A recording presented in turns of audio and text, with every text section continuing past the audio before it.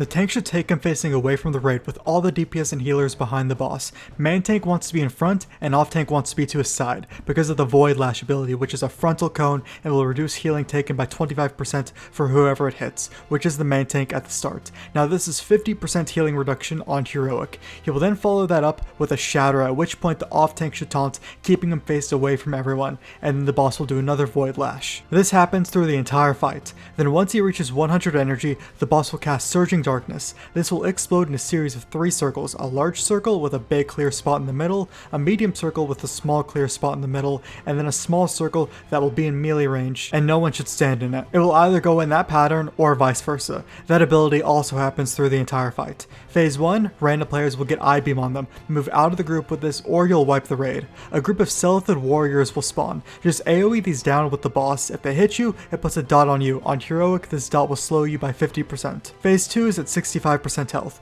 3 Nerubian Void Weaver adds will spawn in this phase. Kill these ASAP and interrupt their Void Bolt ability as much as possible. These adds can be CC'd, so sheeping one while you deal with the others may be beneficial. Also, death gripping these adds on top of each other is a very good idea, except if you're doing this on heroic, because they can't be moved. Also in this phase, random raid members will get a Roiling Deceit debuff. It counts down from 12 seconds, at which point the individual should be by the edge of the room away from any players to drop it off. If anyone runs into the cloud that spawns, an ad will spawn. And yes, using an immunity while walking into one still triggers an ad. Phase 3 is at 30% health. An Orb of Corruption will spawn and there will be a purple fissure on the ground. One person needs to stand on this so the orb will land on you and then bounce back up towards another location for someone to get under. Now when you stand in the purple circle, your health, damage, and healing will be increased by 100% for 30 seconds, so DPS should be the first to get this. After the 30 seconds, you'll be mind controlled, at which point your group needs to DPS you down to get you out of it.